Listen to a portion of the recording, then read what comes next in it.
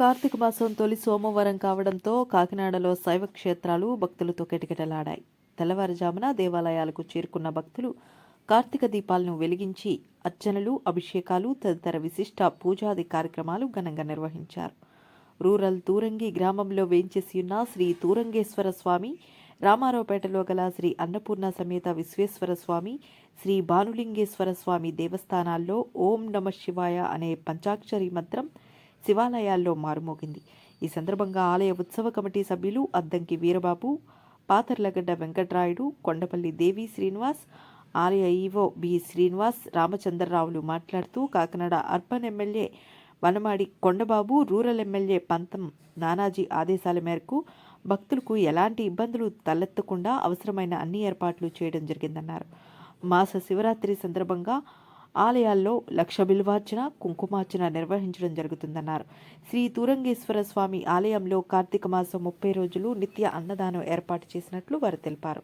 తుఫాను నేపథ్యంలో ఆలయంలో ప్రత్యేక ఏర్పాట్లు చేశామన్నారు. ఈ కార్యక్రమంలో శ్రీ తూరంగేశ్వర స్వామి ఉత్సవ కమిటీ సభ్యులు వాసంశెట్టి త్రిమూర్తులు, మణికుమార్, శ్రీ అన్నపూర్ణ సమేత శ్రీ విశ్వేశ్వర స్వామి ఆలయ కమిటీ చైర్మన్ లావణ్య, సభ్యులు శైలజ, సునీత, ఉమాశంకర్, సతీష్, నాగమల్లేశ్వరరావు, శ్రీనివాస్, అధిక సంఖ్యలో భక్తులు తదితరులు పాల్గొన్నారు.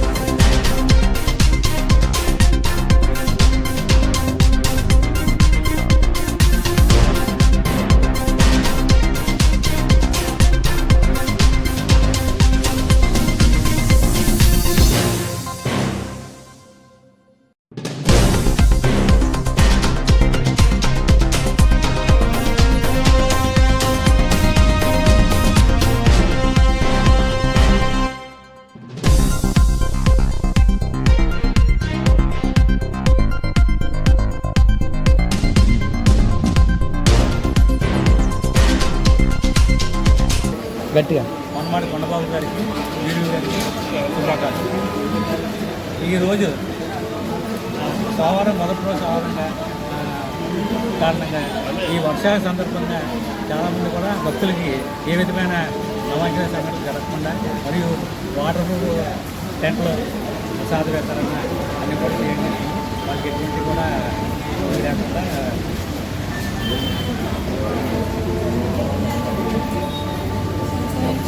వారికి ఎటువంటి సదుపాయాలు కలిగించడం జరిగింది. భక్తులందరూ కూడా ఉదయం 8 గంటల దాకా సుమారు 2,000 నుంచి 3,000 దాకా వచ్చినారు జనం. తర్వాత వర్షం కాకుండా కూడా రావడం జరిగింది.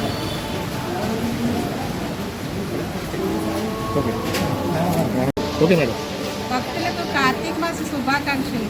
కార్తీక మాసం మొదటి సోమవారం సందర్భంగా భక్తులు అనేక మంది దేవాలయాన్ని విచ్చేసి స్వామివారిని అమ్మవారిని దర్శించుకున్నారు.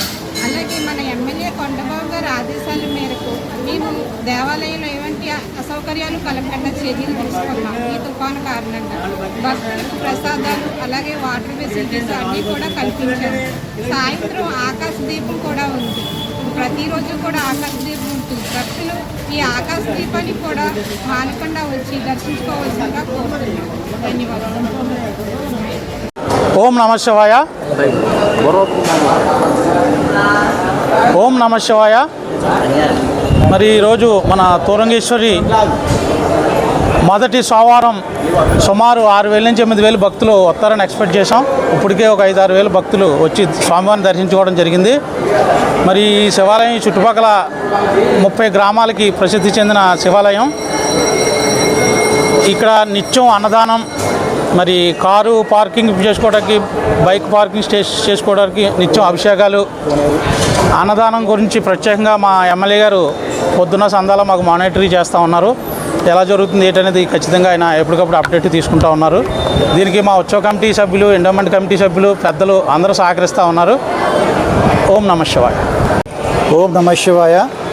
కాకినాడ తోరంగి శివాలయం ఈవేళ కార్తీక మాసం మొదటి సోమవారం సందర్భంగా చాలా భక్తులకి సౌకర్యాల కోసం మన రూరల్ ఎమ్మెల్యే నానాజీ గారు ప్రతిసారి కూడా చెప్తున్నట్టుగానే ఈవేళ మనం వాళ్ళకి ఏ రకంగా అన్నదానం చేయాలి, అదేవిధంగా క్యూ లైన్స్ పాటించడం కోసం, సౌకర్యాల కోసం మనం నిరంతరం సమీక్షిస్తున్నారు.